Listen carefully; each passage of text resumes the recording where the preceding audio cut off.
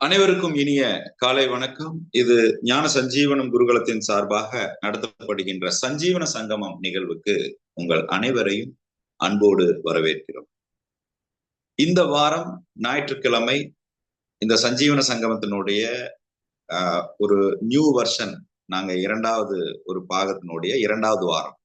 போன வாரம் முதல் வாரமாக நாம இந்த சஞ்சீவன சங்கமத்தை ஞாயிற்றுக்கிழமை ஒரு சத் சங்கம் நடத்தினோம்.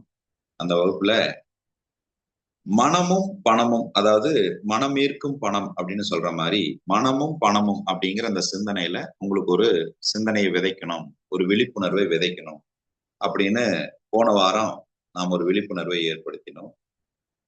இந்த வாரம் அது போல அது இரண்டாவது வாரம். இந்த வார சிந்தனை, நாம் இந்த வாரம் எடுத்துக்கொள்ளக்கூடிய சிந்தனை அருளும் பொருளும் அப்படிங்கிற அந்த தலைப்புல ஒரு சிந்தனைய நாம எடுத்துக்கலாம் அப்படின்னு நினைக்கிறோம். பல்வேறு காலகட்டங்கள்ல நாம நம்மளோடு பழகி கொண்டிருக்கக்கூடிய நபர்களிடையே நாம சில விஷயங்களை பார்ப்பது உண்டு. நமக்கு பொருள் கிடைக்கணும்னா அருள் கிடைக்கணும் அப்படின்னு சொல்லுவான். நீங்க கேள்விப்பட்டிருக்கீங்க, பெரியவங்க எல்லாம் சொல்லுவாங்க. நீ முதல்ல பணம் சம்பாதிக்கணும்னா முதல்ல அருளை சம்பாதிக்கணும் அப்படின்னு சொல்லுவாங்க. அப்ப இந்த அருள் அப்படின்னா என்ன, பொருள் அப்படின்னா என்ன, நீங்க அருளை எப்படி பெறுவது, பொருளை எப்படி அடைவது, அருளை பெறுவதும் பொருளை அடைவதும் எதன் அடிப்படையில் அமைகிறது? ஒரு மனிதனுக்கு தெளிவாதான் முடிவு எடுக்கணுங்கிற சிந்தனையில இருக்கிறாங்க. ஆனா எப்படி உணர்ச்சிவசப்பட்டனே தெரியாம ஒரு முடிவை எடுத்து தவறான ஒரு ஒரு தொழில போய் மாட்டிக்கிறாங்க, இல்லைன்னா தவறான ஒரு சூழ்நிலையில போய் யாருக்கோ கடனை கொடுத்து மாட்டிக்கிறாங்க, இல்லைன்னா ஒரு செயலை செய்து அந்த செயலினால் நமக்கு ஒரு தீர்வு கிடைப்பதற்குண்டான சூழ்நிலை மிகவும் குறைவாகவே இருப்பது போன்றே சூழ்நிலை அமைகிறது. இப்ப ஒவ்வொரு மனிதனுக்கும் உண்டான இந்த அருளும் பொருளும் அப்படின்னு சொல்லக்கூடிய மையம் என்ன, பொருளுக்கு பின் இருக்கக்கூடிய அருள் என்ன, அருளோடு கிடைக்கின்ற பொருள் என்ன அப்படிங்கிறதுல ஒரு வித்தியாசம் இருக்கு. பொருளுக்கு பின் இருக்கின்ற அருள் என்ன, அருளோடு வருகின்ற பொருளுக்குனுடைய மையம் என்ன அப்படிங்கிற அந்த நுட்பத்தை உங்களோடு பகிர்ந்து கொள்வதில் எனக்கு மிக்க மகிழ்ச்சி. அதாவதுங்க, இந்த சஞ்சீவன சங்கமத்தினுடைய அந்த இரண்டாவது பார்ட் நாங்க துவங்கினதனுடைய அடிப்படை காரணம் என்ன அப்படின்னு சொல்லி கேட்கும் பொழுது, நாம பல்வேறு இடங்கள்ல பயணம் பண்ணி பல்வேறு சூழ்நிலைகள்ல நாம கடந்து வந்த அனுபவங்கள் நிறைய இருந்தாலுமே கூட, நிறைய குருமார்கள் கூட நாம பயணித்து கத்துக்கொண்ட ஒரு சூழ்நிலையும் நமக்கு கிடைச்சதுனால, அந்த ஒவ்வொரு சூழ்நிலையும் கிடைத்த அனுபவங்களாகவே வெளிப்படுத்துவதற்குண்டான வாய்ப்பா தான் நான் இந்த சூழ்நிலையை பார்க்கிறேன். இந்த ஞாயிற்றுக்கிழமை ஒரு 6:30 மணிக்கு அனுபவங்களை உங்களிடம் வெளிப்படுத்துவதற்குண்டான வாய்ப்பா தான் நான் இதை பார்க்கிறேன். அப்ப இந்த வாய்ப்பை நீங்கள் எங்களுக்கு கொடுப்பதற்கு முதல்ல எங்களுடைய மனமார்ந்த நன்றி. ஒரு மணி நேரம் உங்களுடைய நேரத்தை கொடுத்து இந்த அனுபவத்தை நீங்கள் முழுவதுமாக உள்வாங்குவதற்குண்டான ஒரு சூழ்நிலையை உருவாக்கி கொடுத்ததற்கு எங்களுடைய நன்றி. இப்போ இதுல ரொம்ப மையமா வேதாத்திரி மகரிஷி ஐயா ஒரு ரொம்ப முக்கியமான ஒரு விஷயத்த அவர் குறிப்பிடுகிறார். அவர் சொன்னதை நாம எத்தனை பேரு கவனிச்சிருக்கிறோம்னு தெரியல, ஆனா நீங்க கடந்து வந்திருக்கிறீங்களான்னு தெரியல, இல்ல அந்த கருத்துல உள்ள ஆழத்தை நாம எவ்வளவு புரிஞ்சிருக்கிறோங்கிறதும் நமக்கு தெரியல. அதுல அவ்வளவு பெரிய ஒரு விஷயத்த நான் புரிஞ்சுக்கிட்டேங்கிறத உங்களோடு பயணிக்க பகிர்ந்து மிக்க நான் ரொம்ப ஆவலா இருக்கேன். ஏன்னா இந்த எனக்கு பின்னாடி எனக்கு பக்கத்துல இருக்கிற இந்த போட்டோல ஒரு 9 குருமார்கள் இருக்கிறாங்க. அந்த 9 குருமார்களும் ஒவ்வொருவரிடமும் நான் ஒவ்வொரு விஷயத்தை கத்துக்கிட்டு அதை நடைமுறைப்படுத்தி அதனால் என் வாழ்வில் நான் மேம்பட்ட சூழ்நிலைகள் அனுபவமாக எனக்கு இருக்கு. அதுல என்னுடைய முதல் அனுபவம் அப்படின்னு சொல்லக்கூடிய எனக்கு முதல் தீட்சை அப்படிங்கிறது வேதாத்திரியம் அப்படிங்கிற அந்த ஒரு நிகழ்வுலதான் எனக்கு அது நடந்தது. அதுல நான் ஒரு 3 விஷயத்த அவர் குறிப்பிடுகின்ற ஒரு 3 விஷயத்த நான் ரொம்ப வியப்பாவும் என்னுடைய வாழ்வில் நடந்த அற்புதத்துக்கு அது ஒரு மிகப்பெரிய ஒரு தெளிவையும் கொடுத்ததை நான் உங்களோட பகிர்ந்து கொள்ள விரும்புகிறேன். அவர் ஒரு விஷயம் சொல்லுவார் எப்பவுமே, மகரிஷி ஐயா குறிப்பிடுவதுல அறிவே தெய்வம் அப்படின்னு ஒரு வார்த்தைய சொல்லுவார். எப்பவும் அறிவே தெய்வம் அப்படின்னு சொல்லுவார். இந்த அறிவே தெய்வம் அப்படிங்கிறது என்ன, அது என்னது, அப்ப அறிவுனா என்ன, தெய்வம் அப்படின்னா என்ன? சரி, நாம இப்ப என்ன விஷயத்துக்குள்ள பயணிக்கிறோம், அருளும் பொருளும் அப்படிங்கிறதுல ஒரு தெளிவு கிடைக்கணும். அப்ப அருள்னா நீங்க என்னன்னு புரிஞ்சுக்கணும், பொருள்னா நீங்க என்னன்னு புரிஞ்சுக்கணும், பொருளுக்கு பின் இருக்கக்கூடிய அருளை பற்றியும் அருளோடு கிடைக்கின்ற பொருளை பற்றியும் ஒரு விழிப்புணர்வை நாம் நமக்குள் வகுத்து கொள்ள வேண்டியது அவசியமாக இருக்கு. இப்ப இந்த அறிவே தெய்வம்னு சொல்றதுல ரொம்ப மையமாக அவர் குறிப்பிடுவது என்னன்னா, நமக்குள்ள ஒரு முப்பெரும் மறைப்பொருள் இருக்குதுங்கிறார். நமக்குள்ள என்ன இருக்குங்க? ஒரு முப்பெரும் மறைப்பொருள் இருக்குங்கிறார். மூன்று மிகப்பெரிய ஒரு மறைப்பொருள் நம்ம எல்லாத்துக்குள்ளேயும் ஒளிஞ்சிருக்குது. அந்த மிகப்பெரிய மறைப்பொருளை நாம் எல்லாம் கவனித்திருக்கிறோமா, உணர்ந்து இருக்கிறோமா, புரிஞ்சுக்கிறோமா அப்படின்னு கேட்டா பல நிலை இல்லை என்பதுதான் யதார்த்தமாக இருக்கிறது. அந்த முப்பெரும் மறைப்பொருள் என்னங்க? நாம் ஒவ்வொருவரும் எடுத்து செல்லுகின்ற முப்பெரும் மறைப்பொருள் என்ன? மிக அற்புதமான ஒண்ணு, யுனைடெட் ஃபோர்ஸ் அப்படின்னு ஒரு விஷயத்த சொல்றோம். ஒரு யுனைடெட் ஃபோர்ஸ், ஒன்றிணைந்த ஒரு ஆற்றல், ஒன்றிணைந்த ஒரு பேராற்றல் ஒண்ணு இருக்குது. அது யுனைடெட் ஃபோர்ஸ் அப்படின்னு ஒரு விஷயத்த சொல்றோம். ஒன்றிணைந்த ஒரு ஒரு ஒரு ஒருங்கிணைந்த ஒரு ஒரு மிகப்பெரிய ஒரு ஆற்றல், ரொம்ப பலமான ஒரு ஆற்றல் நம்மிடையே இருக்கிறது அப்படின்னு ஒண்ணு இருக்கு. அதுல ஒண்ணு. ரெண்டாவது நம்மளுடைய உயிர் சக்தியை குறிப்பிடுகிறார். நம்மளுடைய உயிர் சக்தியை குறிப்பிடுகிறார். மூணாவது காந்த சக்தி அப்படின்னு ஒண்ணு குறிப்பிடுகிறார். இது மூணு தாங்க ஒரு முப்பெரும் மறைப்பொருள் அப்படின்னு சொல்றது நம்ம கிட்ட இருக்கிறது.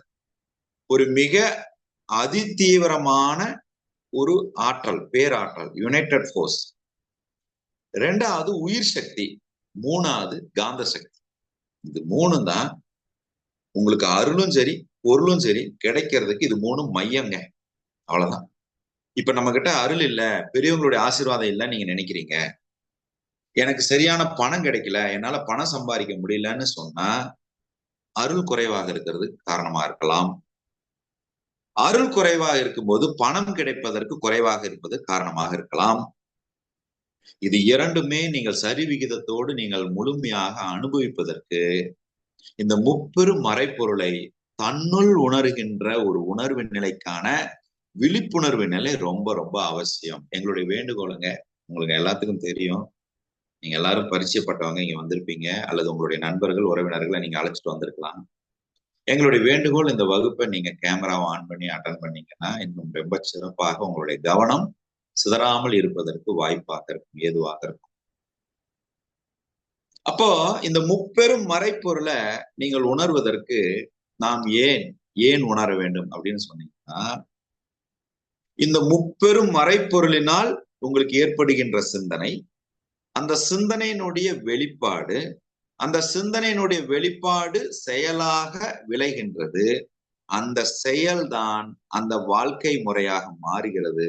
அந்த வாழ்க்கை முறைதான் உங்களுடைய விதியை வடிவமைக்கிறது அப்படிங்கிறது நீங்க புரிஞ்சுக்கணும். இந்த முப்பெரும் மறைப்பொருள் தான் சிந்தனைகளுக்கு காரணமாக இருக்கிறது.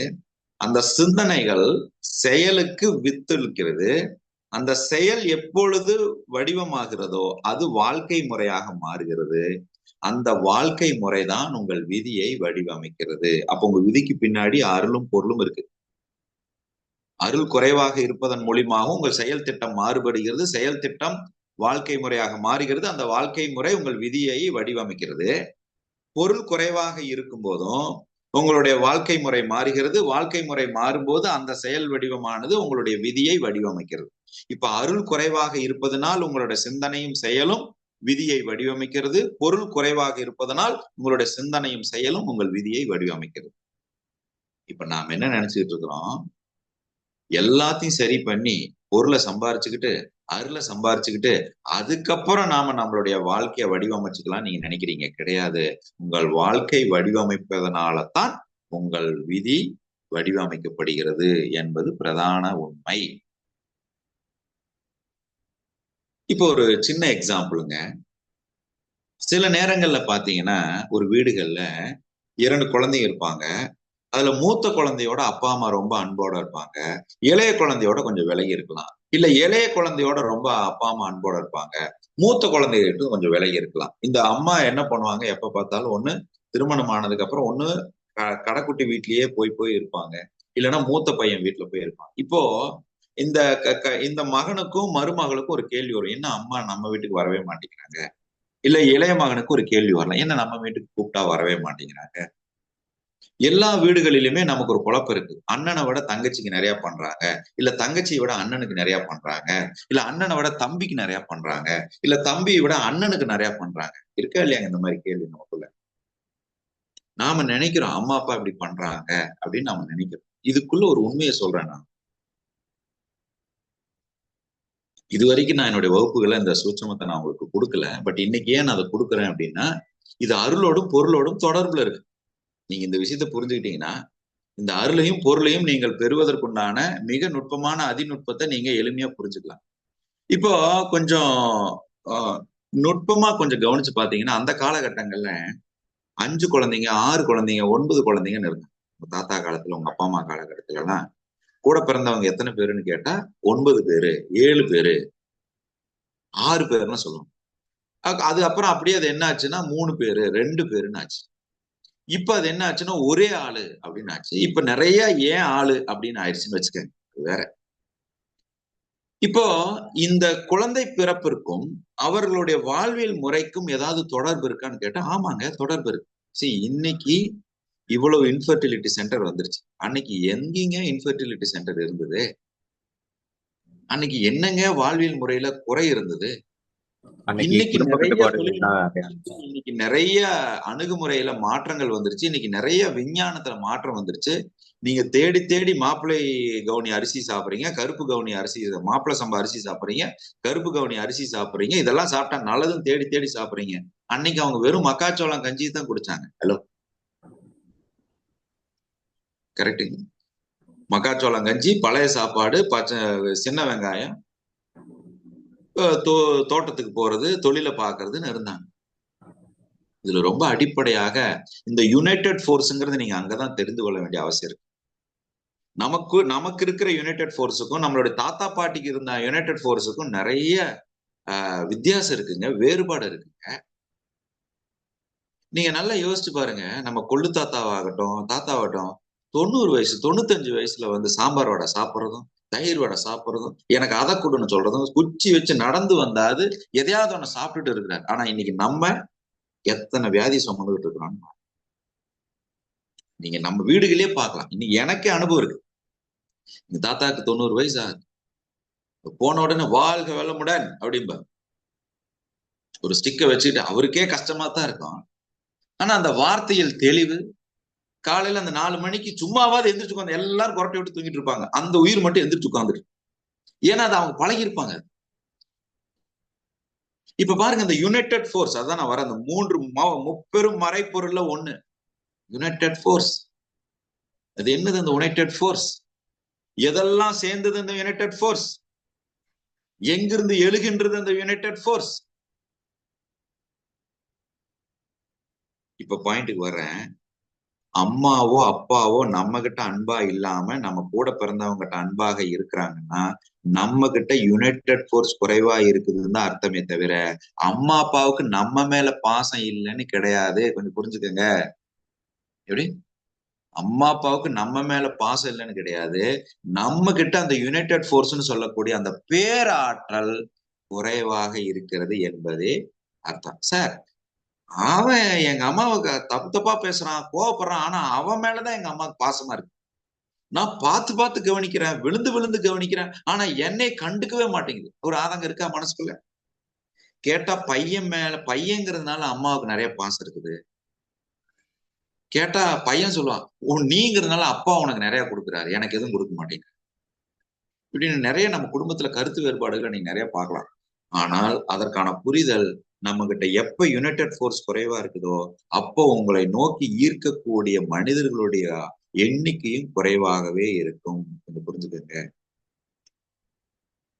உங்க யுனைடெட் ஃபோர்ஸ் அதிகரிக்க அதிகரிக்க நீங்க மக்களை, உயிர்களை நீங்க நிறைய ஈர்ப்பீங்க. ஆனா இதுல இன்னொரு வித்தியாசம் இருக்கு. இந்த மனிதர்களுடைய நட்பு குறைவாக இருக்கும், ஆனா சில பேரு உயிரினங்களோட ரொம்ப அன்பா இருப்பாங்க. சரி, இப்ப நீங்க சில பேரை பாத்தீங்கன்னா ஒரு ஒரு ஷை கேரக்டரா இருப்பாங்க. ஈஸியா போய் இன்னொருத்தர்கிட்ட ஜெல் ஆக மாட்டாங்க. ஆனா ஒரு நாய்க்குட்டியோ பூனைக்குட்டியோ வந்தா ஈஸியா போய் ஜெல் ஆயிரும். பாத்திருக்கீங்களா? அவனால யதார்த்தமா இன்னொரு மனிதர்கிட்ட பேச முடியாது. ஆனா அந்த உயிரினர் போய் கண்ணு, செல்லம், தங்கம் எல்லாம் பேசுவாங்க. ஆனா திருப்பி ரெஸ்பாண்ட் பண்ற அந்த மனிதர்கிட்ட பேச மாட்டான். ஏன் தெரியுங்களா? இவங்கிட்ட எல்லாம் பேசக்கூடாது, இவங்க ஏமாத்தி போடுவான், இல்ல நமக்கு துரோகம் பண்ணிடுவான்னு ஏற்கனவே இருக்கிற பதிவு தான், வேற ஒண்ணும் இல்ல. இப்போ நாய் கடிச்சிரும்னு யாருக்காவது பதிவு இருக்கா? நாய் தொந்தரவு பண்ணுன்னு யாருக்காவது பதிவு இருக்கா? இல்ல. ஆனா மனித மட்டும் ஏமாத்திடுவாங்கிற பதிவு எல்லாருக்குமே இருக்கு, பாத்தீங்களா? கரெக்டா இல்லையாங்க? நான் அதை யதார்த்தமா ஒரு கேள்வி கேட்டேன். உங்களுக்கு எல்லாமே வேணும் வேணும்னு ஆசை. என்ன வேணும்? மகிழ்ச்சி வேணும், பணம் வேணும், அன்பு வேணும், பாசம் வேணும். ஆனா துக்கம் மட்டும் ஏங்க வேண்டாங்கிறீங்க? வேணும் வேணும்னு அப்புறம் அதுவும் வேணும் தானே சொல்லணும். அதை மட்டும் வேண்டாங்கிறீங்க, வருத்தம் மட்டும் வேணாங்கிறீங்க, வேதனை மட்டும் வேணாங்கிறீங்க, மத்ததெல்லாம் வேணும் வேணும் வேணும்.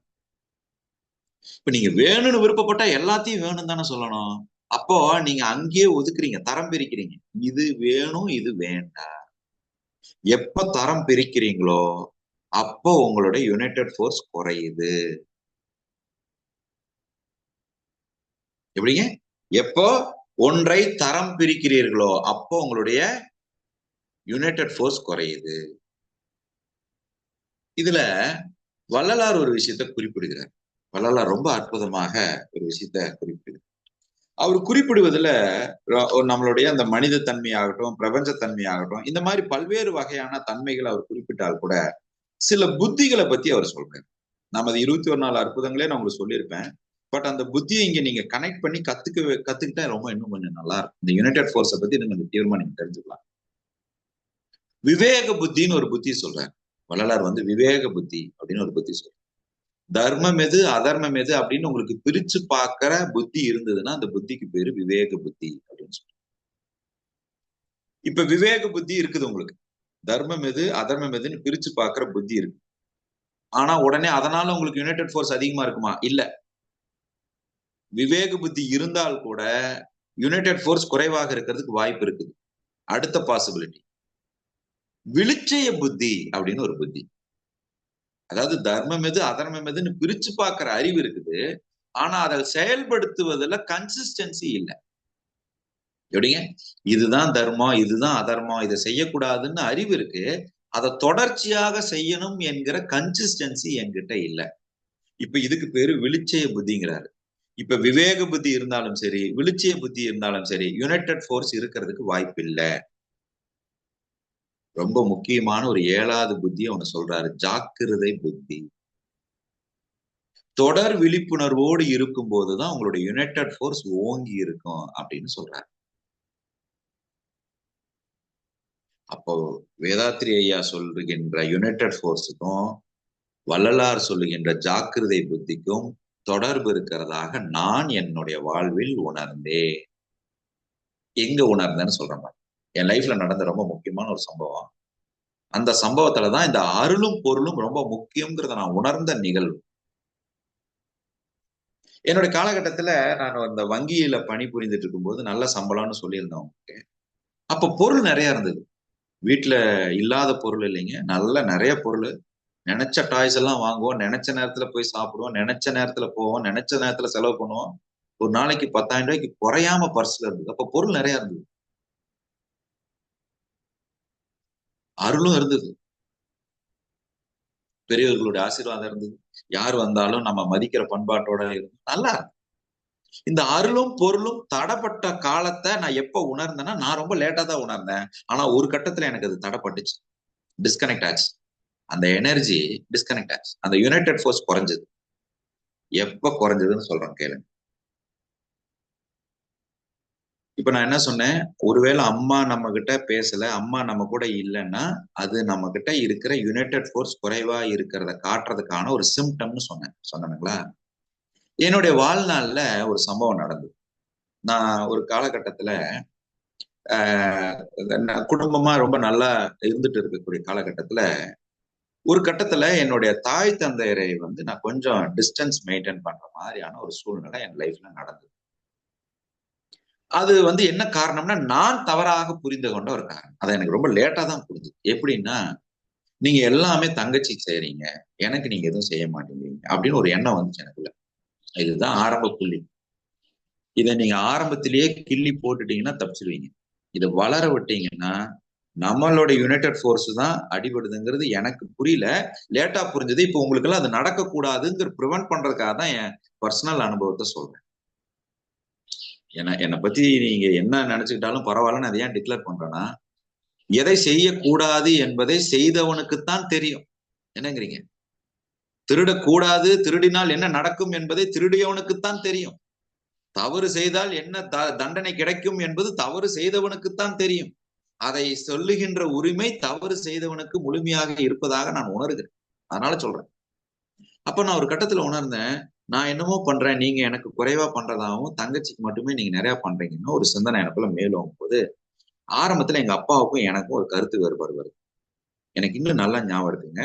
நான் காலையில அதிகாலை 9 மணிக்கு பேங்க்ல ஸ்டெப்ஸ் ஏறி போறேன். எங்க அப்பா ஒரு போன் பண்றாரு.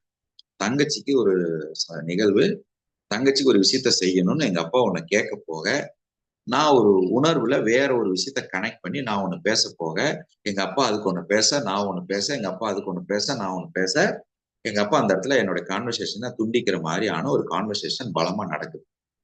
இப்போ காரணம், எங்க அப்பா எனக்கு எதுவுமே செய்யாம இல்ல. எங்க அப்பா எனக்கு எல்லாம் செஞ்சுட்டு தான் இருந்தாரு. ஆனா என்னுடைய பதிவு என்னவா இருந்தது, பொண்ணுக்கு நீங்க அதிகமா செய்யறீங்கிற ஒரு பதிவு எனக்குள்ள ஆழமா இருந்ததுனால, அந்த இடம் அப்புறம் அதுக்கப்புறம் எங்க அப்பா கொஞ்சம் என்கிட்ட பேச தவிர்த்தாரு. எங்க அம்மா பேசினாங்க. இதெல்லாம் இருந்தா கூட, ஆனா எங்க அப்பா மனசை நான் கொஞ்சம் காயப்படுத்திருக்கேங்கிறது நான் உணராமே இருந்துட்டேன். அது எனக்கு தெரியல.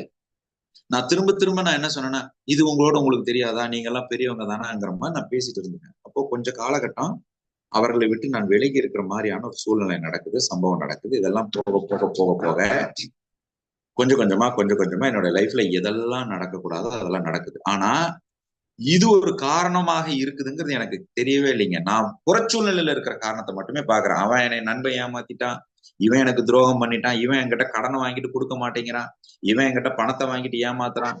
நீங்க நல்லா கவனிச்சு பாத்தீங்கன்னா, கூட இருக்கிற உயிர்களையோடு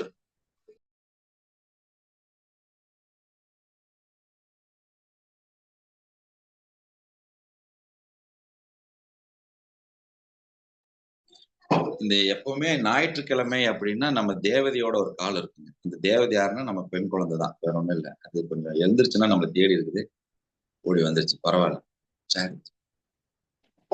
அப்போ அந்த மாதிரி காலகட்டத்துல நான் அந்த அந்த உணர்வு காரணமா இருக்குன்னு எனக்கு தெரியவே இல்லைங்க. நான் என்ன பாக்குறேன், என்னை சுற்றி இருக்கிறவங்க என்னை ஏமாத்துறாங்க, சரியா இல்லைன்னு பாத்துக்கிட்டே இருக்கேன்.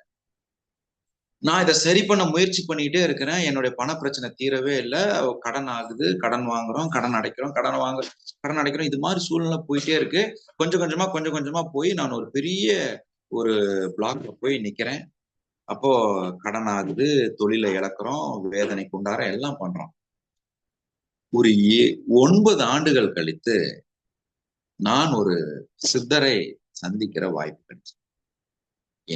என்னுடைய கடந்த காலத்துல இருந்து நான் மீண்டு வருவதற்கான ஒரு முயற்சி எடுக்கும்போது ஒரு குருவை நான் சந்திக்கிற ஒரு வாய்ப்பு கிடைக்கும் போது, அப்போ அவர் எனக்கு போன உடனே, என்னை பார்த்த உடனே ஒரு விஷயம் சொன்னார். உனக்கு முன்னோர்களுடைய அருள் குறைவாக இருக்குதுன்னு சொன்னார்.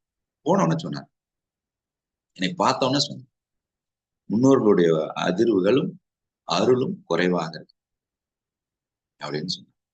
எனக்கு புரியல. முன்னோர்கள்னா நீங்க யார், தாத்தா பாட்டி சொல்றீங்களா, கொள்ளு தாத்தா கொள்ளு பாட்டி சொல்றீங்களான்னு கேட்டேன். இல்ல, உங்க அப்பா அம்மாவுடைய அருள் குறைவா. நீங்க எப்பவுமே இந்த வார்த்தை கேட்ட உடனே நீங்க என்ன நினைப்பீங்க, அவங்களுக்கு நம்ம மேல இருக்கிற அருள் குறைவா இருக்குது போல இருக்குதுன்னு நீங்க நினைப்பீங்க. கிடையாது. நான் அவர்களை புரிந்து கொண்டது குறைவாக இருக்குதுங்கிறது தான் இங்க பொருள். அப்ப அப்பா அம்மாவுடைய அருள் உங்களுக்கு குறைவா இருக்குன்னு என்ன அர்த்தம்? அவங்க நம்ம மேல பாசம் இல்லாம இருக்கிறாங்கிற அர்த்தம் கிடையாது. நாம அவர்களை புரிந்து கொள்ளாம இருக்கிறோம் என்பதுதான் நீங்க அடிப்படை புரியுது. அப்ப இந்த யுனைடெட் ஃபோர்ஸ்ங்கிறது வெளியிருந்து கிடைக்கிறது இல்ல, உள்ள இருந்து வெளியே இருக்கிறத புரிந்து கொள்வது. அதுதான் ஜாக்கிரதை புத்திங்கிறார். இப்பதான் நான் அதை கனெக்ட் பண்றேன். வள்ளலார் சொன்னதையும் வேதாத்திரி ஐயா சொன்னதையும் நான் எங்க கனெக்ட் பண்றேன். நான் ஜாக்கிரதையாக இல்ல. எங்க அப்பா அந்த கான்வர்சேஷன்ல பேசுனது தங்கச்சிக்கு செய்யறங்கிறதுக்காக இல்ல, தங்கச்சிக்கு நீ செய்வதை நீ இன்னொரு தந்தை என்பதை எனக்கு கற்றுக் கொடுத்த நிகழ்வு என்பது எனக்கு புரியவில்லை என்பதை நான் அந்த கணம் தாங்க உணர்ந்தேன். எங்க அப்பா தங்கச்சிக்காக என்கிட்ட பேசல, நீ இன்னொரு தந்தையாக தங்கையை பார்த்து கொள்ள வேண்டிய ஒரு விஷயத்தை எனக்கு கற்றுக் கொடுத்திருக்கிறார் என்பதை நான் சற்றுமே புரிந்து கொள்ளாமல் போயிட்டேன். எவ்வளவு பெரிய முட்டாள்தனம், எவ்வளவு பெரிய முட்டாள்தனம் இல்ல? அப்போ ஒரு சகோதரி இன்னொரு சகோதரனுக்கு தாயாக இருக்கிறான், ஒரு சகோதரன் இன்னொரு சகோதரிக்கு தந்தையாக இருக்கிறான் என்கிற புரிதலே இல்லாமல் அல்லவா நம்மளுடைய வாழ்க்கையை நம்ம வாழ்ந்து கொண்டு இருக்கிறோம். அதை விட்டு போட்டு அண்ணன் என்னை மதிக்கல, அண்ணி என்னை மதிக்கல, தம்பி என்னை கூப்பிடல, தங்கச்சி என்னை கூப்பிடல. தந்தையாக இருங்கள், தாயாக இருங்கள். யாருக்கு? உங்கள் சகோதர சகோதரிக்கு. அப்ப அருள் என்பது வெறும் உங்களோடு இருக்கிற பெரியவர்களோடு மட்டுமல்ல, எல்லா உயிர்களிடத்தும் இருந்தும் பெருக்கின்ற அன்பில் இருக்கிறது என்பதே இங்க புரிதல். அப்ப இந்த யுனைடெட் ஃபோர்ஸ் அப்படிங்கிறது நீங்கள் இன்னொரு உயிரை உணர்கின்ற விழிப்புணர்வு உங்களுக்கு எந்த அளவுக்கு இருக்கிறது, அந்த அன்பை எப்படி உணர்றீங்க, அந்த கருணையை நீங்க எப்படி உணர்றீங்க? அப்ப தெய்வம், பிரம்மம், கடவுள் அப்படின்னு வேதாத்திரியா சொல்றேன். எப்படிங்க? தெய்வம், பிரம்மம், கடவுள். என்னங்க இதுக்கு என்னங்க வித்தியாசம்? தெய்வம்னா என்ன, கடவுள்னா என்ன, பிரம்மம்னா என்ன? இங்கு எதுவுமே தெய்வம் என்பது இறைவனை குறிப்பிடவில்லை, பிரம்மம் என்பதும் இறைவனை குறிப்பிடவில்லை, கடவுள் என்பதும் இறைவனை குறிப்பிடவில்லை. பிரம்மம் அப்படிங்கிறது நம்மளுள்ள இருக்கக்கூடிய நம்மளுடைய பரம்பொருளைத்தான். நமக்குள்ள ஒரு பரம்பொருள் இருக்கு. பரம்பொருள்லாம் அத்தனைக்கும் காரணமானது, மூலம் அத்தனைக்கும் காரணமானதுதான் பரம்பொருள். இப்ப பிரம்மம் என்பது உள்ளுக்குள்ள இருக்கிற பரம்பொருளை உணர்வது. தெய்வம் அப்படின்னு சொல்வதும் நமக்குள்ள இருக்கக்கூடிய படைப்பாற்றலை உணர்வது. கடவுள் என்பது நமக்குள்ளே பயணிக்கிற பயணத்தை குறிப்பிடுவது. அப்ப நமக்குள்ள இருக்கிற பிரம்மத்தை உணர்ந்து, நமக்குள்ள இருக்கிற பரம்பொருளாகிய அனைத்துக்கும் காரணமாகிறதுங்கிறத உணர்ந்து, நமக்குள்ளே தேவையான அத்தனை சூழ்நிலையிலும் இருக்கிறதை உணர்ந்து, தனக்குள் பயணிப்பதில், கடந்து செல்வதில் தீவிர விழிப்புணர்வோடு இருப்பது தாங்க அந்த யுனைடெட் ஃபோர்ஸ். அந்த யுனைடெட் ஃபோர்ஸ் நமக்குள்ள இருந்ததுன்னா அருள் கிடைப்பதற்கு அதிக வாய்ப்பு இருக்கிறது. அப்ப அருளுங்கிறது இன்னொருத்தரோட நீங்க சண்டை சச்சரவோட இல்லாம இருக்கணுங்கிறது அல்ல, இன்னொருத்தரோட நீங்கள் அன்பும் கருணையோடும் இருக்க வேண்டும் என்பது. இரண்டாவது மிகப்பெரிய ஒரு மறைப்பொருள், முப்பெரும் மறைப்பொருள இரண்டாவது மிகப்பெரிய ஒரு மறைப்பொருள் உங்களுடைய உயிர் சக்தி. இந்த உயிர் சக்தியை நீங்க எப்படி பாக்குறீங்க? உங்களுடைய உயிர் சக்தி மிகவும் ரொம்ப முக்கியமான ஒன்றாக பார்க்கிறேன். இந்த உயிர் சக்திங்கிறாரு வேதாத்திரியா. இந்த உயிர் சக்தியில எல்லோருக்கும் உயிர் இருக்கு, எல்லா உயிர்களுக்கும் இங்க எல்லாமே இங்க உயிர் இருக்கு. அசையும் பொருளுக்கும் சரி, அசையா பொருளுக்கும் சரி, இங்க எல்லாத்துக்குமே உயிர் இருக்கு. ஆனா அதை பற்றி தெரிந்து கொண்டு உயிரோடு இருப்பவர்கள் எத்தனை? இந்த உயிரை பற்றி, உயிர் இருக்குது, இந்த உயிர்னா என்னன்னு தெரிந்து கொண்டு உயிரோடு இருப்பவர்கள் எத்தனை பேர்? உயிரோடு இருப்பவர்கள் எல்லாம் உயிரை பற்றி தெரிந்தவர்கள் அல்ல. உயிர் வாழ்பவர்கள் எல்லாம் உயிரினுடைய முக்கியத்துவத்தை தெரிந்தவர்கள் அல்ல. இந்த உயிரினுடைய முக்கியத்துவத்தை தெரிந்திருக்கிறதா? அப்ப இந்த உயிரினுடைய முக்கியத்துவம் என்ன? ஒன்றை உருவாக்குவதே உயிரினுடைய முக்கியத்துவம். இந்த உயிரினுடைய முக்கியத்துவம் என்னங்க? இன்னொன்றை உருவாக்குவது. அதனாலதான் குழந்தை பிறக்குது, அதனாலதான் இந்த விலங்கு இன்னொரு விலங்கினத்தை உயிரை உருவாக்குது. உயிர் என்பது இன்னொன்றை உருவாக்கின்ற கொடுக்கும் தன்மையில் இருப்பது. உயிரினுடைய நோக்கம் என்னங்க? உயிரினுடைய அடிப்படை நோக்கம் என்னங்க? கொடுக்கும் தன்மையில் இருக்கு. உன்னிடம் இருப்பதை கொடுக்கும் தன்மையில் இருப்பதே உயிரினுடைய முக்கியமான நோக்கம். அப்போ உயிர் என்றாலே இன்னொன்னை உருவாக்குவதே உயிரினுடைய நோக்கம். அப்போ உனக்கு ஒரு ஞானம் கிடைக்குது, உனக்கு ஒரு பணம் கிடைக்குது, உனக்கு ஒரு பொருள் கிடைக்குது, அதை வைத்து நீ இன்னொருவருக்கு உருவாக்குவதற்காக நீ எதை கொடுத்தாய்? உன்னுடைய ஞானம் இன்னொருத்தருக்கான ஞானத்தை உருவாக்குவதற்கோ அல்லது வாழ்வியலை மேம்படுத்துவதற்காக கொடுத்தோமா? அப்போ உயிரினுடைய நோக்கத்தை புரிந்து செய்யும் போதும் உங்களுடைய அருள் ஓங்குவதற்கு அதிக வாய்ப்பு இருக்கிறது. இப்ப இந்த உயிரினுடைய நோக்கம், சில பேர் சொல்லலாம், ஐயா எனக்கு இந்த உயிர் எங்க உருவாச்சுன்னே தெரியல, இது எங்க போகுதுன்னே தெரியல, துவக்கமும் தெரியல, முடிவும் தெரியல. உயிரை தோற்றத்தையும் நீங்கள் உணர முடியாது, முடிவையும் உணர முடியாது. உயிரை இருப்பதை மட்டுமே உணர முடியும். உயிரை இருக்கிறது மட்டும்தான் உணர முடியும். தற்காலம், தற்சமயம், நிகழ்காலத்துல மட்டும்தான் நீங்க உயிரை உணர முடியும். அப்ப முப்பெரும் பேராற்றல்ல முதல் ஆற்றல் யுனைடெட் ஃபோர்ஸ். யுனைடெட் ஃபோர்ஸ் என்பது தனக்குள் இருக்கக்கூடிய விழிப்பு நிலை ஜாக்கிரதை புத்தி. ஜாக்கிரதை புத்தியாக இருக்க இருக்க உங்களுடைய முப்பெரும் மறைப்பொருள்ல முப்பெரும் மறைப்பொருள்ல முதல் பொருளாக யுனைடெட் ஃபோர்ஸ் ஓங்கி இருக்கிறது. இரண்டாவது, உயிரினுடைய முக்கியத்துவத்தை தெரிந்திருக்கும் போது உங்களுடைய பேராற்றல் ஓங்கி இருக்கிறது. மூன்றாவது, காந்த சக்தி. இந்த காந்த சக்தி தாங்க உங்களுக்கு நமக்கு தெரியாமையே போச்சு. இந்த காந்த சக்திய நமக்குள்ள தெரியாமையே போச்சு. மனித உடலில் ஜீவகாந்தம் என்றும் பேரியக்கத்தை மண்டலத்தில் வைத்திருக்கக்கூடிய வான்காந்தம் என்றும் கூறப்படுகிறது. இந்த மாதிரி ஒண்ணு சொல்லப்படுது. இந்த ஜீவகாந்தமும் இந்த வான்காந்தமும் மையப்படுத்துகின்ற ஒரு முக்கியமான ஒரு இடம், மிக மிக மிக முக்கியமான ஒரு இடம். அந்த இடம் தான் உங்களுடைய கருமைய பதிவு. இந்த கருமைய பதிவை எப்பவுமே நீங்க சுத்தமா வச்சுக்கணுங்க. அதுக்குத்தான் ஒரு அந்தகரண சுத்தின்னு ஒண்ணு சொல்றாரு வேதாத்திரி. ஏன் அந்தகரண சுத்தியை நீ பண்ணணும்? உன்னுடைய கருமையத்துல இருக்கக்கூடிய பதிவை சுத்தப்படுத்த உன்னுடைய வான்காந்தம் ஜீவகாந்தம் இருக்கக்கூடிய பேரியக்க ஆற்றலை நீ உணர முடியும். அப்போ இந்த விஷயத்த என்னுடைய காந்த சக்தின்னு சொல்லக்கூடிய அந்த பேராற்றல், வான்காந்தம் ஜீவகாந்தம் ஒன்றிணைக்கக்கூடிய மையப்புள்ளி எப்பவும் சுத்தமா இருக்கணும். அது என்னது? கருமைய புள்ளி. கருமைய புள்ளியில பதிவுகள் அற்ற நிலையில் நாம் வாழ வேண்டியது அவசியமாக இருக்கிறது. இப்ப இது மூணையும் பிராக்டிக்கலா அப்ளை பண்றது எப்படின்னு சொல்லி கொடுங்க. இது மூணும் புரிஞ்சுக்கங்க. முதல்ல இது மூணும் நமக்கு வேணும்னு புரிஞ்சுக்கங்க. ஃபர்ஸ்ட் என்ன வேணும்? நமக்கு யுனைடெட் ஃபோர்ஸ் ஓங்கி இருக்க வேண்டும். ரெண்டாவது நமக்கு என்ன வேணும்? ரெண்டாவது, உயிர் சக்தியினுடைய முக்கியத்துவத்தை தெரிந்திருக்கு. மூன்றாவது,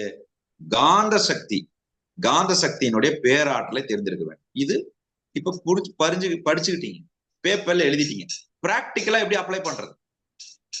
அன்றாட வாழ்க்கையில நீங்க தொழில் செய்யற இடத்துல கணவனோட பேசும்போது, மனைவியோட பேசும்போது, குழந்தைகளோட பேசும்போது, வாடிக்கையாளரை பார்க்கும் பொழுது எப்படி நீங்கள் இத பிராக்டிக்கலா நீங்க எப்படி அப்ளை பண்றது? இந்த மூணு விஷயத்தையும் பிராக்டிக்கலா எப்படி அப்ளை பண்ணி உங்களுடைய வாழ்வில் உங்கள் வாழ்க்கை சூழலை எப்படி மேம்படுத்துவது?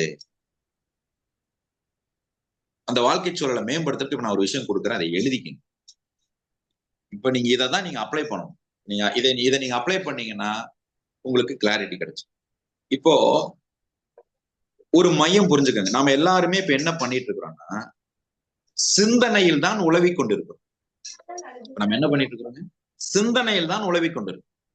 இப்ப நீங்க சிந்தனை இல்லாத காலம் ஏதாவது இருக்கா?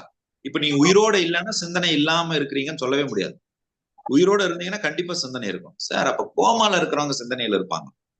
உயிரோட தான் இருக்கிறாங்க, ஆனா கோமா ஸ்டேட்ல இருக்கு. கோமால இருந்தால் கூட அவர்களுக்கு சிந்தனைகள் ஓடிக்கொண்டுதான் இருக்கிறது.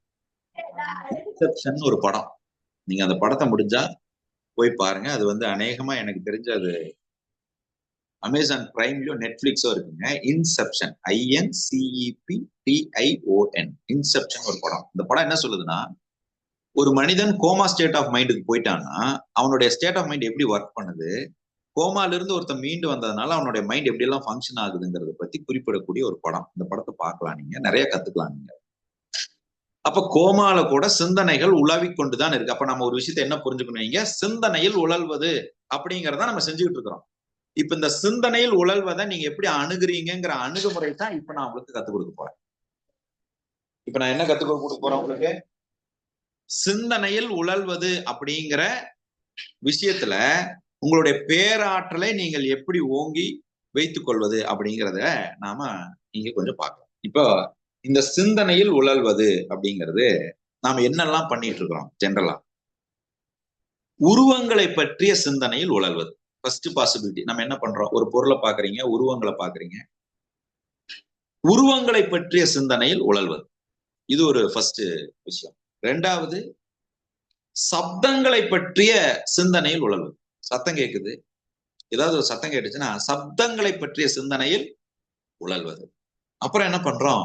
வாசனைகளை பற்றிய சிந்தனைகளில் உழல்வது. எந்த ஒரு வாசனை வந்தாலும் அந்த வாசனை ஆராய்ச்சி பண்ணணும்.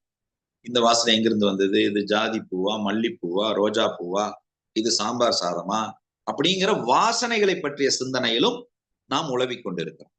அப்புறம் சுவைகளை பத்தின சிந்தனையில் உழவிக் கொண்டிருக்கோம். இது இப்ப நாக்குல என்ன சுவை இருக்குது, நான் இது டேஸ்டா இருக்குது, அது டேஸ்டா இருக்குது அப்படிங்கிற சுவைகளை பற்றிய சிந்தனைகளிலும் நாம் உழவிக் கொண்டிருக்கோம். பொருள்களை பற்றிய சிந்தனையிலும் நாம் உழவிக் கொண்டிருக்கோம். பொருள், ஒவ்வொரு பொருள், இந்த பொருள் அந்த பொருள் அப்படிங்கிற பொருள்களை பற்றிய சிந்தனையிலும் நாம் உழவிக் கொண்டிருக்கிறோம். அடுத்தது, இது எல்லாம் தாண்டிய உள்ளடக்கங்கள் என்ன, இதுக்கு என்ன லாஜிக்கு, இதோட லாஜிக் என்ன, இதுக்கு என்ன மீனிங்கிற அந்த உள்ளடக்கங்களை பற்றிய சிந்தனைகளும் நாம் உழவிக் கொண்டிருக்கிறோம். அப்போ உங்களுடைய யுனைடெட் ஃபோர்ஸும் சரி, உயிர் சக்தியினுடைய முக்கியத்துவமும் சரி, உங்களுடைய காந்த சக்தியினுடைய பேராற்றலும் எங்க தடைப்படுதுன்னா, எப்பெல்லாம் இந்தந்த சிந்தனைகள்ல விழிப்புணர்வு இல்லாம விழிப்புணர்வு இல்லாம உழவிக் கொண்டிருக்கிறீர்களோ, அப்பெல்லாம் உங்களுடைய பேராற்றல் தடைபடுகிறது. அந்த பேராற்றல் உங்களுடைய அருளை பெறுவதற்கு தடையான ஒன்றாக இருக்கிறது. அப்ப அருள் அப்படிங்கிறது பெரியவங்க கிட்ட இருந்து வர்றது கிடையாதுங்க, முன்னோர்கள் கிட்ட இருந்து வர்றது கிடையாதுங்க. நீங்க மற்ற உயிரை எப்படி பார்க்கிறீர்கள், நீங்கள் மற்ற உயிரை எப்படி உணர்கிறீர்கள் என்பதுதான் அருள். அப்ப அருள் பெறுவதுன்னா என்னங்க, நீங்க ஒவ்வொரு உயிரையும் புரிந்து நீங்கள் ஒவ்வொரு உயிரையும் மதிப்பதில் இருக்கிறது அருள். அப்ப அருள் இருந்தாதான் பொருள் சம்பாதிக்க முடியும். நான் இன்னொரு உயிரை உணர்ந்து மதித்தால்தான் நீங்கள் சம்பாதிக்க முடியும். என்னங்கிறீங்க? இப்ப நான் அருள் கிடைச்சாதான் சம்பாதிக்க முடியும்னு போய் எங்க அப்பா அம்மாவை சந்தோஷமா வச்சுக்கணும்னு முயற்சி பண்ணி நீங்க இயல்பா இல்லாம இருக்க சொல்லல. ஒவ்வொரு உயிரையும் மதிக்க கற்றுக்கொள்ளுங்கள். ஒவ்வொரு உயிரும் உயிரினுடைய முக்கியத்துவத்தை கற்றுக்கொள்ளுங்கள். ஒவ்வொரு உயிரினுடைய இந்த ஜீவகாந்த சக்தி வெளிப்படக்கூடிய பேராற்றலை நீங்கள் உயிரை உணர்வதே அருளை சம்பாதிப்பது போலதான் இருக்கிறது. அப்போ அந்த அருள் அப்படிங்கிறது இன்னொருவரிடம் இருந்து பெறுவதல்ல, மற்றவர்களை புரிந்து கொள்வது, மற்றவர்களுடைய இயல்பை உணர்ந்து கொள்வது. அப்போ அருள் இருந்தா தான் பொருள் கிடைக்கும்னா, எப்ப இன்னொருவரை மதிக்க கத்துக்கிறோமோ அப்பதாங்க நமக்கு பணம் சம்பாதிக்க முடியும். எப்ப இன்னொரு உயிரை மதிக்க கத்துக்கிறோமோ அப்பதாங்க பணம் சம்பாதிக்க முடியும். எப்போ ஒவ்வொரு சூழ்நிலையும் ஒவ்வொரு சந்தர்ப்பங்களையும் நீங்கள் உணர கற்றுக்கொள்கிறீர்களோ அப்பதாங்க நீங்க பணம் சம்பாதிக்க முடியும். அப்ப பிராக்டிக்கல் லைஃப்ல அருள் இருந்தா தான் பொருள் கிடைக்குங்கிறது பிறரிடமிருந்து கிடைக்கின்ற ஆசீர்வாதம் அல்ல. நீங்கள் பிறரை எப்படி புரிந்து மதிக்கிறீர்கள், உணர்கிறீர்கள் என்கிறது தான். தெளிவு கிடைச்சதுங்களா? அருள் இருந்தாதான் பொருள் கிடைக்கும்னு சொல்லி இன்னொருத்தர் நம்மளை ஆசீர்வதிக்கணும், இன்னொருத்தர் நம்மளை போற்றணும்னு என்னைக்கும் நினைக்காம, நாம் அவர்களை என்னை மதித்தாலும் மதிக்கலனாலும், போற்றுனாலும் போற்றலனாலும், அவர்களை நாம் உயர்வாக உணர்ந்து, உயிராக உணர்ந்து, அந்த ஜீவகாந்த சக்திங்கிற பேராற்றல் என்னிடம் பாதிப்படையாமல் இருக்கணுங்கிற விழிப்புணர்வோடு வாழுகின்ற ஜாக்கிரதை புத்தி தாங்க இங்க அருள் பெறணும்.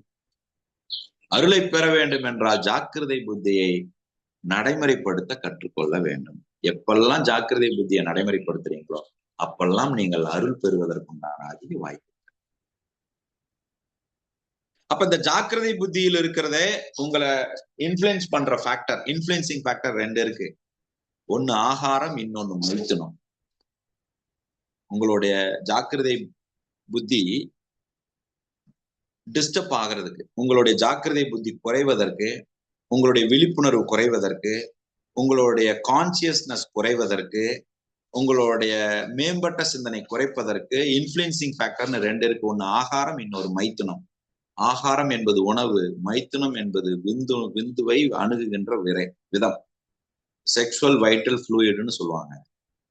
இந்த இரண்டு விஷயத்தை நீங்கள் எவ்வாறு கையாள்கிறீர்கள் என்கிறதில் இருக்கக்கூடிய விழிப்புணர்வே அருளை பெறுவதில் இருக்கக்கூடிய குறைபாட்டுக்கு அடிப்படை காரணம். தேவையான ஆகாரத்தையும் தேவையான விஷயத்தில் விழிப்புணர்வையும் வைத்திருக்கக்கூடிய எந்த ஒரு சிந்தனையும் சீரிய சிந்தனைக்குண்டான வழிவகுத்து நம்மளுடைய செயல்பாட்டில் விழிப்புணர்வை ஏற்படுத்தி அருளை பெறுவதற்குண்டான வழிகாட்டினை நமக்கு உள்ளுருந்தே காட்டுகின்றது உள்ளுணர்வு. அப்ப இந்த உள்ளுணர்வு சொல்லும் எங்கெல்லாம் நீங்க யாரையாவது துன்பப்படுத்துறீங்க, யாரையாவது காயப்படுத்துறீங்கன்னு சொல்லுச்சுன்னா உடனே அந்த இடத்துல உங்களுடைய மனநிலையை மாற்றி அவர்களிடம் நீங்கள் யதார்த்த சூழ்நிலையில் ஒவ்வொரு கட்டத்திலும் நீங்க விளையாட்டுக்கு கூட அவனுக்கு புத்தி வரணும்னு தான் நான் கோவப்படுறேன், அவனுக்கு தெரியணும்னு தான் நான் திட்டுறேன் அப்படின்னு கூட இனிமேல் பண்ணாதீங்க. எப்படிங்க? அவனுக்கு தெரிஞ்சுக்கணும்னு தான் நான் இதை பண்றேன், அவன் புரிஞ்சுக்கணும் தான் பண்றேன். நீங்க பண்ணீங்கன்னா கர்மாவை விதைக்கிறீங்க, அருளை குறைக்கிறீங்க. அதை மட்டும் செய்யாது. இப்ப பிராக்டிக்கல் லைஃப்ல அருளும் பொருளும், அருள் இருந்தால்தான் பொருள் கிடைக்கும் என்று சொல்வது இன்னொரு உயிரை உயிராக பாவிக்கின்ற சிந்தனையில் இருக்கக்கூடிய தெளிவுதானே தவிர பிறர் பெரியவர்களிடம் காலில் விழுந்து பெறுவது அல்ல அருள். ஏன் பிறந்தநாள் அன்னைக்கு அம்மா அப்பா காலில் விழுந்து ஆசீர்வாதம் வாங்கணும்னு ஏன் சொல்றாங்க? பிறந்தநாள் அன்னைக்கு அம்மா அப்பா காலில் விழுந்து ஆசீர்வாதம் வாங்கணும்னு ஏன் சொல்றாங்க? ஏன் எல்லா நாளும் ஆசீர்வாதம் வாங்க வேண்டியது? அது என்ன பிறந்த நாள் மட்டும் வாங்குறது? ஏன் அப்படின்னா, நீங்கள் எனக்கு பிறப்பு கொடுக்கும் பொழுது, நான் உங்களிடம் பிறக்கும் பொழுது இந்த 6 சுபாவங்களிலும் தெளிவோடு நீங்கள் எனக்கு உயிரை கொடுத்தீர்கள். காமம், கோபம், ஆணவம், பேராசை, பொறாமை, பாகுபாடு பார்க்கிற இந்த 6 சுபாவங்களிலும் தெளிவோடு எனக்கு ஒரு பிறப்பை கொடுத்தீர்கள். என்னுடைய வாழ்வில் கடந்த பதிவுகளினால், நான் வாழ்வில் கிடைத்த அனுபவங்களினால் இந்த சுபாவங்களில் கலப்படம் ஏற்பட்டு என்னுடைய வாழ்வில் துன்பங்களை நான் எதிர்கொண்டேன். அப்போ ஒவ்வொரு நாளும் அம்மா அப்பா காலில் தொட்டு எனக்கு நீங்கள் கொடுத்த இந்த சுத்தமான உயிரை சுத்தமாகவே கலப்படம் இல்லாமல் வைத்துக் கொள்வேன் என்கிற உறுதிமொழி எடுங்கன்னு சொல்லிதான் அம்மா அப்பா காலில் விழ சொன்னாங்க. அது பிறந்த நாள் மட்டுமல்ல, ஒவ்வொரு நாளும் அவர்களை நினைத்து நாம் உறுதிமொழி எடுத்துக்கலாம். ஒவ்வொரு நாளும் இந்த பதிவை நமக்கு சுத்தமாக கொடுத்த பெற்றோர்கள் கொடுத்த உயிரை எந்தவித பதிவுகளாலும் கலப்படம் இல்லாத சிந்தனையை வைத்து சீரான வாழ்வைக்குண்டான வழிவகுத்தை நான் வகுத்துக் கொள்வேன் என்கிற விழிப்புணர்வை நாம் ஏற்படுத்திக் கொள்ளலாமே. அப்ப அருள் என்பது பிறரிடம் பெறுவதல்ல, அருள் என்பது பிறரை நாம் புரிந்து கொள்வது. பிறர் அருள் என்பது வெளியிருந்து வருவதல்ல, அருள் என்பது அகத்தினை உணர்வது, அகத்தினை அகத்திலே உணர்வது. அருள் என்பது அகத்தினை அகத்திலே உணர்வு. இந்த விஷயங்க எனக்கு நான் கஷ்டமெல்லாம் பட்டு ஒரு 7-8 வருஷம் கழிச்சதுக்கு அப்புறம் தான் எனக்கு அது புரிஞ்சது. அதை எப்ப நான் சரி செய்ய ஆரம்பிச்சனோ, தாய், தந்தை, மனைவி, உடன்பிறப்பு, இது 4 ரொம்ப முக்கியம். இந்த 4 உறவு, அதுல மாமனார் மாமியாருங்கிற உறவையும் சேர்த்திக்கணும். அப்பா அம்மாங்கிறது மாமனார் மாமியார் கூட அப்பா அம்மா தான். உடன்பிறப்பு, மனைவி, வாழ்க்கை துணை, மனைவியோ கணவனோ, குழந்தைகள், இதுல இந்த பவுண்டரியில எந்த அளவுக்கு இந்த உறவுகளை நீங்கள் உணர்ந்து புரிந்து உயிரை உயிராக மதிக்கிறீர்களோ அந்த அளவுக்கு உங்களுக்கான பொருளாதாரம் மேம்படுவதற்குண்டான எல்லா ஆற்றலும் மேலோங்கும் என்பதில் எந்தவித மாற்று கருத்தும் இல்லை. அதற்கு நானே சாட்சி. இந்த வகையில இன்றைய அருளும் பொருளுங்கிற தலைப்புல உங்களுக்கு ஒரு ஞானத்தை விதைப்பதற்கு வாய்ப்பு கொடுத்த உங்கள் அத்தனை உயிர்களுக்கும் எங்களுடைய நெஞ்சார்ந்த நன்றிகளும் வணக்கங்களும். இப்ப கேள்விகள் இருந்தா கேட்கலாம், வாழ்த்துகள் இருந்தா சொல்லலாம், உங்களுடைய அனுபவங்கள் இருந்தா பகிர்ந்து கொள்ளலாம். உங்களுடைய ரொம்ப நாள் கழிச்சு நீங்க வந்திருக்கக்கூடிய நபர்கள் உங்களுடைய கருத்துக்களை நீங்க பதிவு பண்ணலாம். சஞ்சீவன சங்கமம் எப்படி உணர்றீங்கிறதையும் நீங்க கருத்துக்களாக பகிர்ந்து கொள்ளலாம். பிரதர், ஒரு கேள்வி கேளுங்க.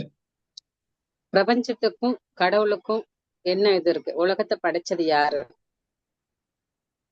எப்பவுமேங்க நாம் எதை பார்த்தோமோ, நாம் எதை அனுபவித்தோமோ அதை பற்றி மட்டுமே பேச வேண்டும் என்கிறத நான் கொள்கையா வச்சிருக்கேன். அப்போ உலகத்தை படைச்சது யாரு அப்படிங்கிறத நான் இன்னும் பார்க்கல. என்னுடைய அனுபவத்துல என்ன படைச்சது எங்க அப்பா அம்மா. எனக்கு இதுதான் உலகம். அப்போ இந்த பிரபஞ்சம் என்பது நிகழ்காலத்துல இருக்கிறது, நம்மை சுற்றி இருக்கக்கூடிய அனைத்து உயிர்களும். கடவுள் என்பது நம்மளோட இருக்கின்ற வாழ்ந்துகிட்டு இருக்கிற அத்தனை உயிர்களும் தான். அப்போ இங்க படைச்சது யாருன்னு யோசிக்கிறத விட கிடைச்சதற்கு நன்றி சொல்றதற்காக நாம் நேரத்தை செலவிடுவோம்.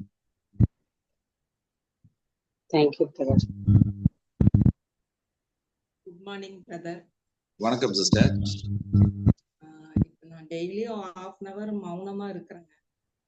அதை முடிச்சதுக்கு அப்புறம் நிறைய தனித்தாகம் எடுக்குதுங்க. தண்ணித்தாக எடுக்குதுங்களா? ஆமாங்க.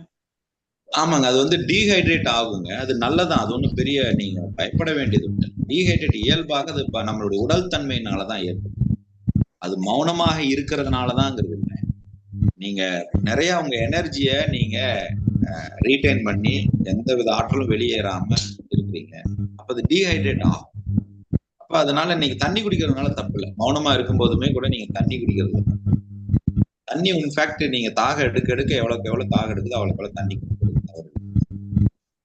அப்புறம் இப்ப யாரு கூட அதிகமா பேசுறதுக்கு தோண மாட்டேங்குதுங்க. நிறைய விஷயம் அது ஒரு நல்ல நிலைங்க. நல்ல நிலை, நல்ல நிலை. அப்புறம் இப்ப எனக்கு வந்து இப்ப பையன் எப்பவாவது வர்றான், அவன் மேலேயும் ஒரு பாசம் இல்லாத மாதிரி ஆயிடுச்சுங்க. இல்லைங்க, பாசம் இல்லாத மாதிரி இல்ல. இதுக்கு முன்னாடி இருந்ததுதான் பாசம் அப்படின்னு நம்ம வச்சிருக்கிற பதிவு தான் அதுக்கு காரணம். இதுக்கு முன்னாடி நாம அப்படி இருந்ததுதான் பாசம்னு நாம வச்சிருக்கிற பதிவு தான் இப்ப நாம இருக்கிறது பாசம் இல்லாம இருக்கிற மாதிரி தோன்றதுக்கான காரணம். பாசம் என்பது அந்த உயிர் நல்லா இருக்கட்டும் என்கிற பிரார்த்தனை தான் பாசம். அவன் எது சொன்னாலும் நான் எதுவுமே சொல்றது இல்லைங்க. அவனே கேட்கலாம், என்ன ஒண்ணுமே பேச மாட்டேங்கிற அப்படிங்கிறானுங்க. நானும் எப்பவாவது தானே வர்றேன் அப்படின்னானுங்க. அதுக்கு நான் எதுவும் பேசலைங்க. அமைதியா இப்ப ரொம்ப அமைதியா இருக்கிறது நல்லாவே எனக்கு தெரியுதுன்றத. ரொம்ப ரொம்ப சந்தோஷம். இன்னும் இன்னும் மென்மேலும் நீங்க வளரணும் சிஸ்டர். நன்றிங்க பிரதர். நன்றிங்க, நன்றி. பிரதர் வணக்கம். வணக்கம் வணக்கம் பிரதர். பிரதர், இப்ப பசுமாட்டுக்கு எல்லாரும் கீரை வைக்கிறது, சாப்பாடு வைக்கிறது அதெல்லாம் பண்றாங்க. இந்த எரும மாட்டை யாருமே கண்டுக்க மாட்டேங்கிறாங்க. நேத்து எரும மாட்டுக்கு தான் போய் இது பண்ணு. அதே மாதிரி காக்கால அண்டங்காக்காவுக்கு, அண்டங்காக்கான்னா அது ஒரு வேற காக்கா மாதிரி பிடிக்கிற மாதிரி அது பதிவு தான். பட் இருந்தாலும் அதையும் மணிக்காக்கானா அது ஒரு பாசம் இருக்குது, அண்டங்காக்கான்னா அது ஒரு விருப்புணர்ச்சி இருக்கு. மாடு வகையிலயும் அதே மாதிரி இருக்கு. பசுவை மட்டும்தான், பசு மாட்டை மட்டும்தான் எல்லாரும் இது பண்றாங்க. எரும மாட்டை கண்டுக்க மாட்டேங்கிறாங்க. ஆனா அதுதான் பால் கொடுக்குது. எனக்கு ரொம்ப நாளா ஒரு மனசுல ஒரு கேள்வி, அது ஏன் அப்படி எரும மாட்டை கண்டுக்க மாட்டேங்கிறாங்க? சரி, அப்படி இல்ல, கரெக்ட். ஆனா உங்க உங்க பார்வை கரெக்ட், உங்க சிந்தனை கரெக்ட். ஆனா ஹைதராபாத் எல்லாம் போட்டீங்கன்னா போய் பாத்தீங்கன்னா எருமையை தான் சாமியா கொடுப்பாங்க. எரும மாட்டுக்கு மரியாதை இருக்கு. அது ஊர் அப்படி.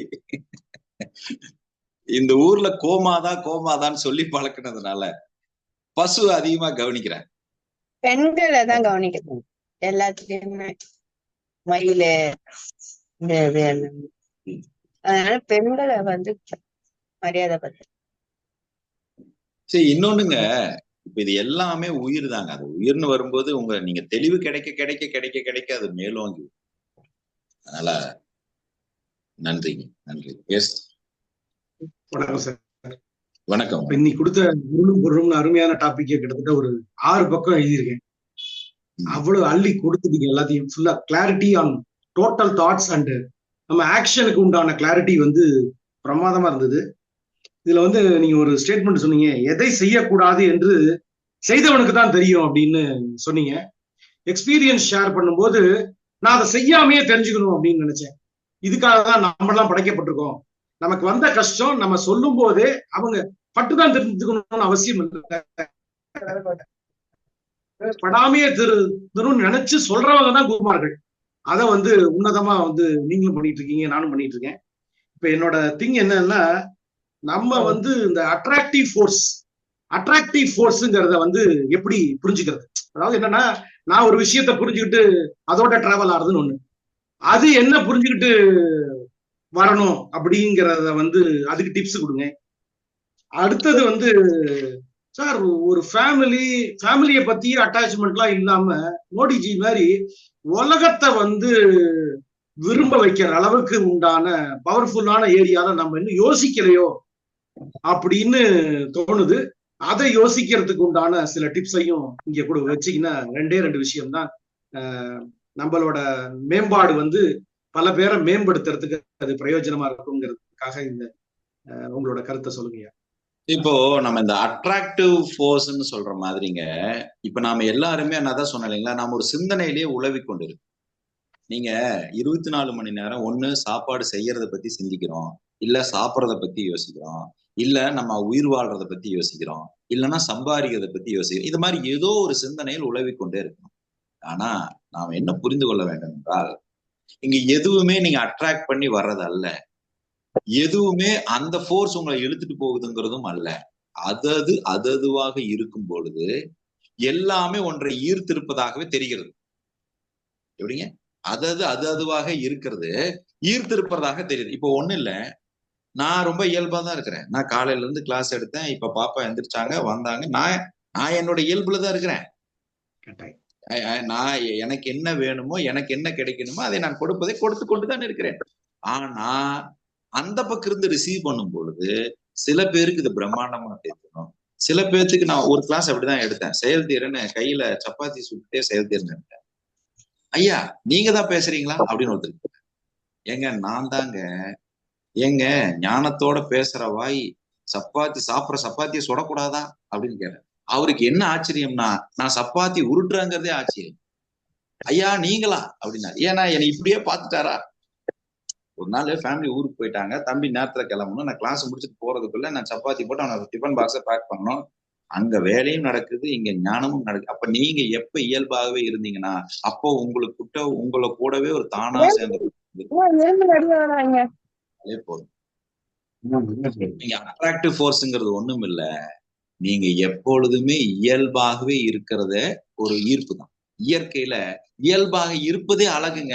மரம் மரமாக இருந்தா தான் அழகு, நீர் நீராக இருந்தா தான் அழகு, மேகம் மேகமாக இருந்தால் தான் அழகு. அதுதான் நான் இப்ப போன கிளாஸ்ல சொன்னேன். அன்பில் அழகு மகிழ்வது, பண்பில் அழகு பயில்வது, கருணையில் அழகு கொடுப்பது. அப்ப கொடுப்பதில் இருக்கக்கூடிய கருணை அழகு, பயில்வதில் இருக்கக்கூடிய பண்பு அழகு, மகிழ்வதில் இருக்கக்கூடிய அன்பு அழகு. கொடுப்பவருக்கும் மகிழ்வு இருக்க வேண்டும், பெறுபவருக்கும் மகிழ்வு இருக்க வேண்டும்.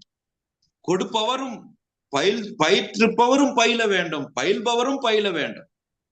அதுல ஒண்ணு செய்ய அப்படி இருந்தீங்கன்னா, இயல்பாக இருந்தாங்கன்னா அது அட்ராக்டிவ் ஃபோர்ஸ் தான். பேசி பாருங்க. நீங்க எப்பவாவது பேச மாட்டீங்களான்னு கேட்பாங்க, பேசிக்கிட்டே இருங்க. ஐயா நீங்க எப்ப பேச்ச நிறுத்தீங்க? சிறப்பு, சந்தோஷம். இரண்டாவது,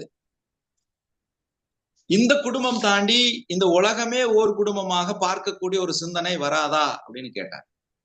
நல்ல கேள்வி. அதுக்கு அப்துல் கலாம் ஐயா யுஎனுக்கு போகும்போது ஒரு விஷயத்த குறிப்பிடுகிறார். கணியன் பூங்குன்றனார் கொடுத்த ஒரு வார்த்தையை அங்க குறிப்பிடுகிறார். யாதும் ஊரே யாவரும் கேளீர். ஒரு வார்த்தைய இங்க யுஎன்ல போய் யுஎன் கான்ஃபரன்ஸ்ல பேசுறார். யாதும் ஊரே யாவரும் கேளீர். அதுக்கு இன்னொரு விஷயத்தையும் குறிப்பிட்டார். Where the richness in the heart, there is a harmony in the home. Where there is a harmony in the home, there is a peace in the nation. அப்படிங்க. ஒவ்வொரு மனிதனும் தன்னை அழகாகவும் தன்னை அன்பாகவும் வைத்துக் கொள்ளுகின்ற சுபாவம் இருக்கவனுடைய வீடு ஹார்மனியோட இருக்கும். எங்க எந்தெந்த வீடுகள்ல ஹார்மனி இருக்குதோ அப்ப நாட்டில் அமைதி இருக்குங்கிற.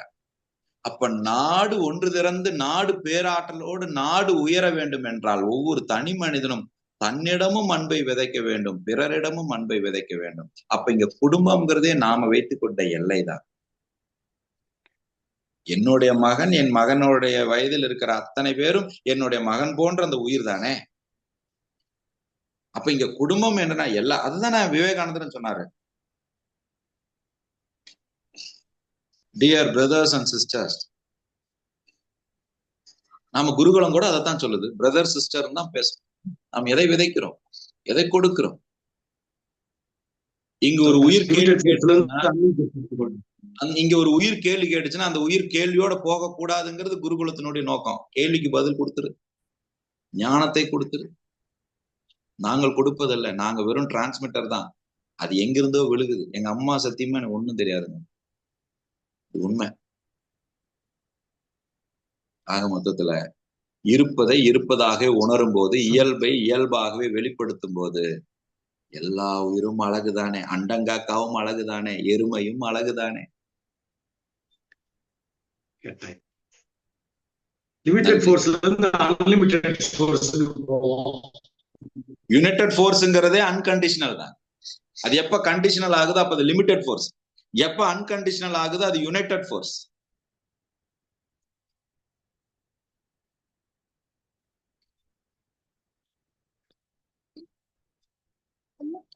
எடுத்து போங்க.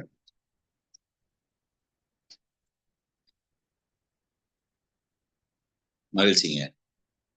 அடுத்த கேள்வி.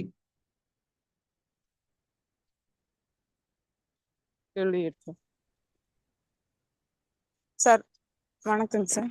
வணக்கம் சிஸ்டர். நான் ரோட்லயே நின்னு கேக்குறேன், வெளியே போயிட்டு. பரவாயில்ல, பேசுங்க, நீங்க பேசுங்க. இல்ல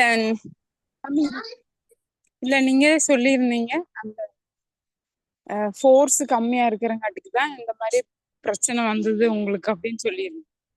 ஆமாங்க ஆமாங்க, யுனைடெட் ஃபோர்ஸ் குறைவா இருக்கிறது. ஆனா இதே பிரச்சனை எங்க வீட்டுக்காருக்கு வந்தது.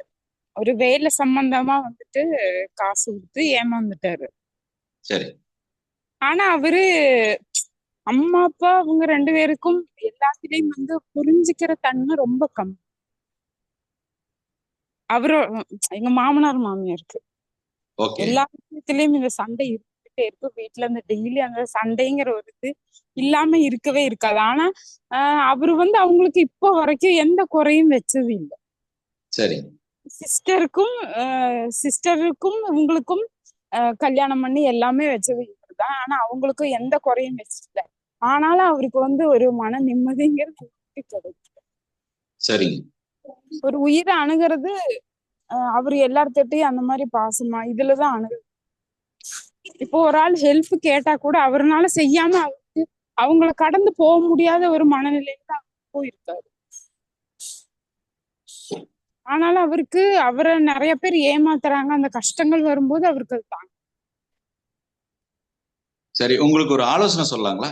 இந்த பிரச்சனைக்கு ஒரு தீர்வு சொல்லுங்க. உங்க கணவர் பெயர் என்னங்க? கிருஷ்ணதாஸ். சரி, கிருஷ்ணதாஸா? ஆமா. சரி, அவர்கிட்ட கொஞ்சம் சொல்லுங்க. அவர் உதவி செய்யறது தப்பு இல்ல, எல்லா உயிரும் நல்லா இருக்கணும்னு நினைக்கிறது தப்பு இல்ல. ஆனா உண்மையை விழிப்புணர்வோட கவனிக்காம அவர் உதவி செய்யறாரு. வெளுத்ததெல்லாம் பாலுன்னு நினைக்கிறாருன்னு சொல்லுங்க. இந்த கிருஷ்ணதாஸ் கிட்ட ஐயாட்ட சொல்லுங்க. ஐயா, நீங்க எல்லாரையும் வெளுத்ததெல்லாம் பாலுன்னு நினைக்கிறீங்க, கொஞ்சம் நீங்க உண்மைத்தன்மையும் பரிசோதிக்க வேண்டும்னு சொல்லுங்க. அவரிடம் அந்த உண்மைத்தன்மையை பரிசோதிக்கிற குணம் குறைவாக இருக்கிறது. அவருடைய இரக்க குணமே அவருக்கு எதிராக வந்து நிற்கும்.